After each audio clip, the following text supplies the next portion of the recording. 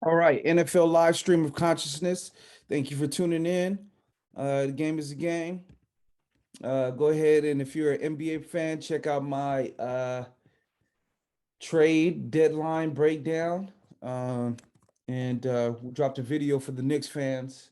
Why your misery will definitely lead to a beach body eventually. So definitely turn into that. Definitely hit subscribe. But let's go ahead and get into it. So last week, or excuse me, yesterday. I did the path for the Bengals to win, and now let me break down the path for the Rams to win. So the Rams have they have a few different avenues. I think that they're just a better team completely. I talked about yesterday that the way that the Bengals would win would have to be to slow down the pace of the game, run the ball, be able to capitalize on turnovers. Because of their offensive line, because of the shootout nature of a game that is a high scoring game that just leads for more snaps for your offensive line to pass protect, which leads for more opportunities for Aaron Donald and Von Miller to wreck the game. So vice versa, that would be a way that the Rams would win the game. So it's a shootout. Aaron Donald and Von Miller start acting up. They get a lot of sacks, a lot of pressure on Burrow. We've seen this formula work in Super Bowls and days of future past with the Denver Broncos, what they did to the Panthers. Von Miller on Cam Newton. I mean, he was there. And the Giants that year, the Patriots undefeated season, they were able to slow down that offense with just pure pass rush. So you could see something similar to that happening here. While I think the Rams are the better offensive team, they have the ability to score more points. I don't think that they're going to be able to guard those two guys on the outside. So I could see them winning the game that way. I could see them winning a low scoring game with eventually Von Miller and Aaron Donald or Jalen Ramsey making a play.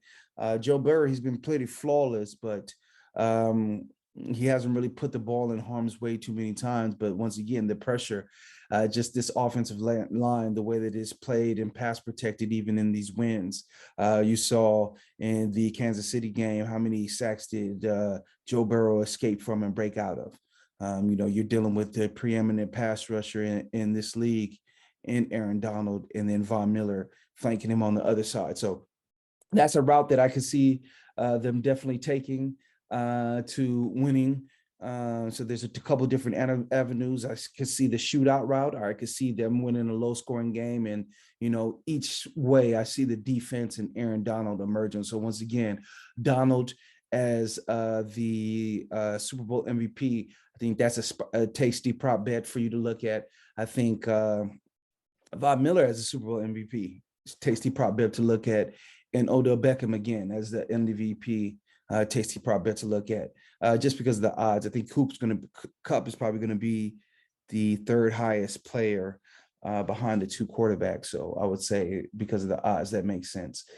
Around the league, today's the NFL honors.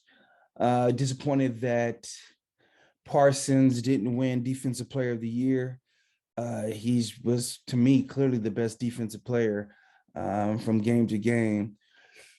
What he was able to do as a stand-up linebacker and as a down rusher, but it gave it to T.J. Watt. I think the award show, they try to make it interesting, some pageantry. I get it. But these awards, they are usually a fait accompli, especially with the betting markets. So you're never surprised at the end. So I think like an award show, when there's some intrigue, is more interesting than when you kind of know what's going to happen beforehand. I do think there should probably be some changes in the voting, where they do voting if you already know who is going to win the MVP as in regards to is definitely going to be a quarterback, and the defensive player of the year can never go to a rookie. I just think they need to open their eyes more and allows for some more intrigue in the process, because that's the way that you're truly going to get people involved and engage with it. As far as news around the league, it's a slow, news leak.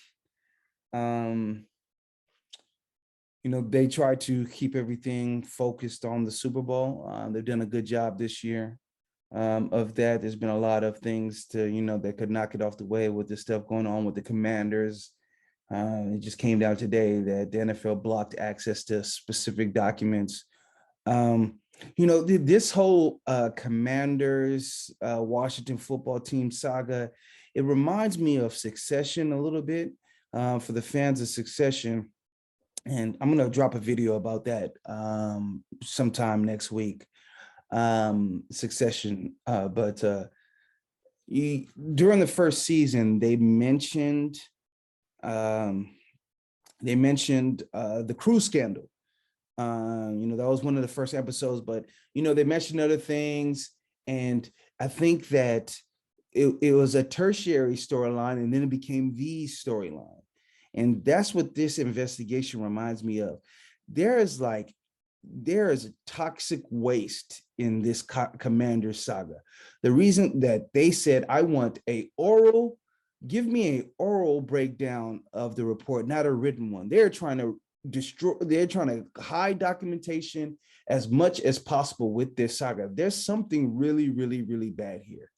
And just the way that things work and the way that the league works, I just don't see how that it's not going to leak eventually. Eventually it's going to come out.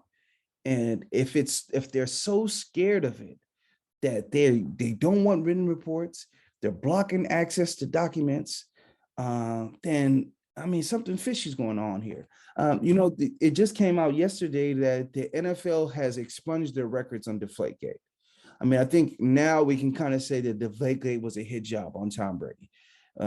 People felt that he was not punished enough during the Spygate, so they came back around to hit them on Deflategate, and they've released the documents and expunged the documents because I think history is going to show that was a sham investigation.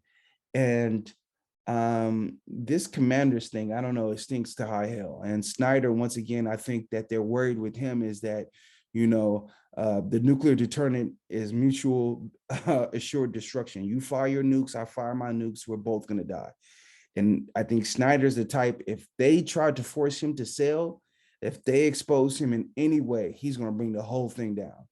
And the way that they're protecting him just shows that there's something there that is quite unsavory. So NFL Honor is going on. I've never watched it. I don't think I'll ever watch it. They're trying to make it, they're trying to make it a bigger thing, but, we'll definitely see what happens with it.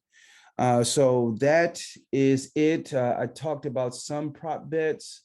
Let's go ahead and talk a little bit more about prop bets before I get out here. That's what everybody came for. Prop. I'm really going to put my picks in tomorrow.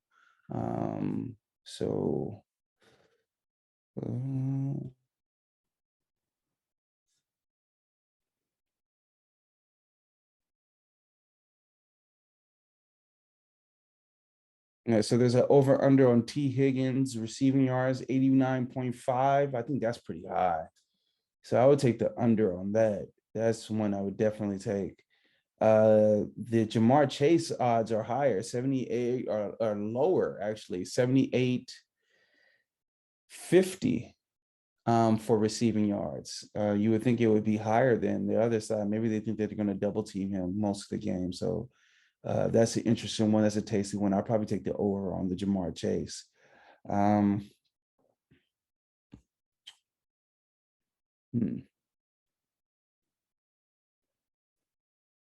Yeah, I like that one. I would probably take the over on that one. So I've given a couple of picks today. Tomorrow, I'm going to go ahead and break down my pick for the Super Bowl, and I'm going to give you my actual prop bet pick. So look out for that.